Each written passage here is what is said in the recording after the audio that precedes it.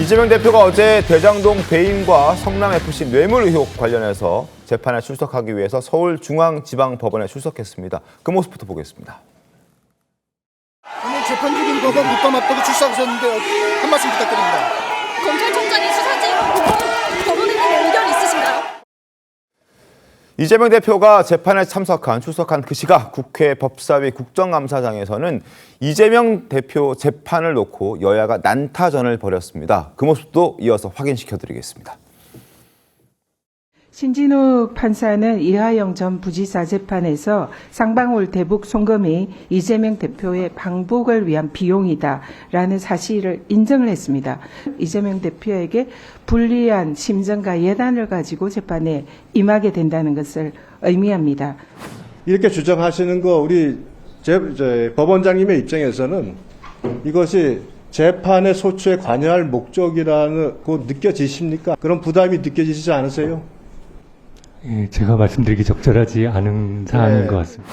법관 입장에서는 상당히 비감한 생각을 하고 있습니다. 그 법원을 믿지를 못하시고 자꾸 이런저런 압력으로 비춰질 수 있는 그런 행동을 해주시면 누가 앞으로 우리 후배들이 누가 법관을 할 생각을 누가 하겠습니까? 그런.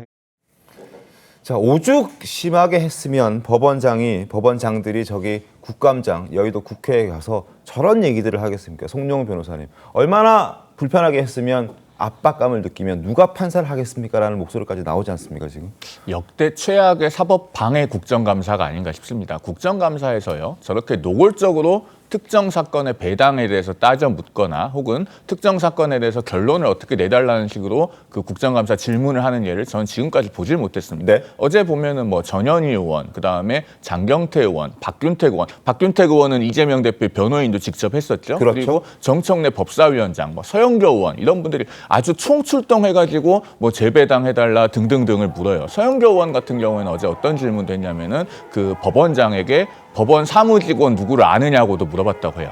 그게 뭐냐면 이재명 대표가 지금 김문기 고 성남도시개발공사 개발 1처장을 시장 재직 당시에 몰랐다고 허위사실 공표 혐의로 재판을 받고 있잖아요. 그 사건과 연관된 질문을 한 겁니다. 네. 그러면서 이게 뭐 정치검사들이 기소한 건데 현명하게 판단해달라 이런 식으로 질문을 했다고 해요. 아니 국정감사장이 그 특정한 더더군다나 민주당 대표잖아요. 대표 개인의 방탄을 위해서 그렇게 변론하고 변명해주고 압력 넣고 하는 자리입니까? 정말 역사상 최악의 국정감사로 기록될 법한 그런 질의를 어제 봤다라고 말씀드립니다. 지금 송 대변인께서 말씀하신 그 같은 논리로 저도 똑같이 말씀을 드리고 싶어요. 지금 어제 그 국민의힘의 의원님들께서도 같은 방식으로 같이 그 사법부에 대한 압력을 행사하셨습니다. 예를 들면 재판이 왜 이렇게 오래 걸리냐, 네. 재판 기간을 갖다가 문제 삼기도 하고 네. 또 생중계를 해달라고 얘기합니다. 이것은 재판장의 고유 권한 아닙니까? 그런 부분에 대해서 압력을 넣기는 마찬가지였는데 왜 그것을 일방적으로 민주당에 탓만 하느냐? 저는 이제 그런 반론 드리고 싶고 어제 그 전현희 의원이 뭐 특정 그 사법 이 재판부를 바꿔달라 이렇게 얘기를 했다고 하는데 이건 왜 그런지 이유가 분명히 납득되는 이유가 있어요. 신진우 부장판사가 담당했었던 그 재판이 이화영 전 부지사의 1심 판결이었습니다. 그런데 이 부분에 대해서 이미 어떤 유죄 심증을 갖고 있을 수 있기 때문에 공정한 재판을 받기 위해서 다른 재판부에 배당해서 다른 판단을 한번 받아보자라고 얘기하는 것이 그것이 왜 잘못된 부분입니까? 마치 수원 지방법원장이신 김세윤 법원장께서 어제 이렇게 말씀하셨더라고요.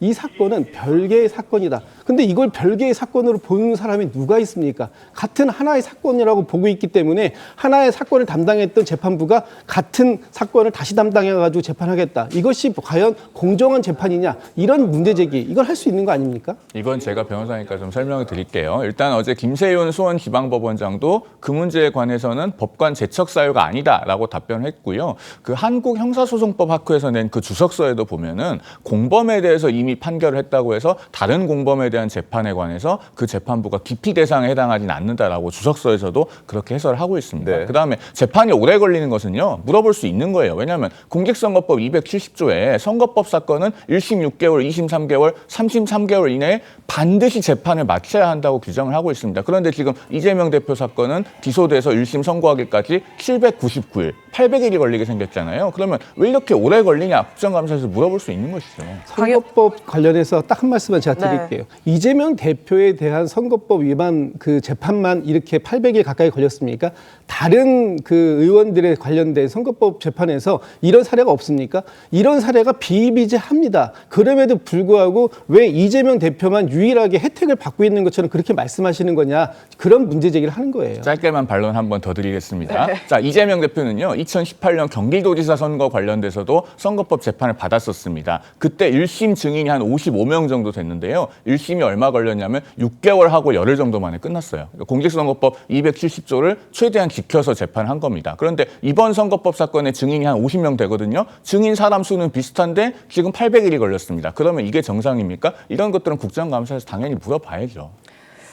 강 의원님, 이게 지금 내부에서도, 그러니까 재배당 같은 경우에도 특히나 요청했지만 법리적으로 요청을 절차를 거쳐서 했고 그게 또 무산됐다라고, 취소됐다, 거절됐다 이렇게 얘기가 나왔잖아요.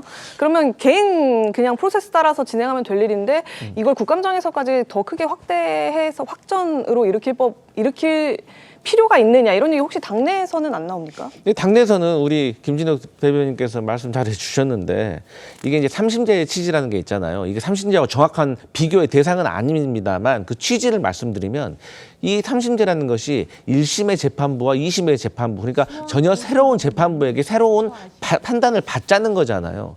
그런데 지금 여당 측에서는 지금 신진욱 판사가 이 이화영 부지사 대북 송금과 관련해서 대한민국에서 가장 잘 알고 있기 때문에 이분에게 판결을 맡기는 것이 합리적이다라고 말을 하고 있는데, 저는 그 부분이 조금 맞지 않다고도 볼 수가 있는 거거든요. 그러니까 말씀하셨지만 무죄 추정의 원칙이 지켜지지 않고, 어쨌든 이재명 대표에 관련된 나름의 선입견이 이미 형성되어 있는 상태에서 재판을 진행하는 것이 과연 맞느냐에 대해서 요구를 하는 것이고, 더 자세히 말씀을 드리면 이게 법에 정해진 대로 맞는 조건이라면 저희가 요청을 하겠습니까?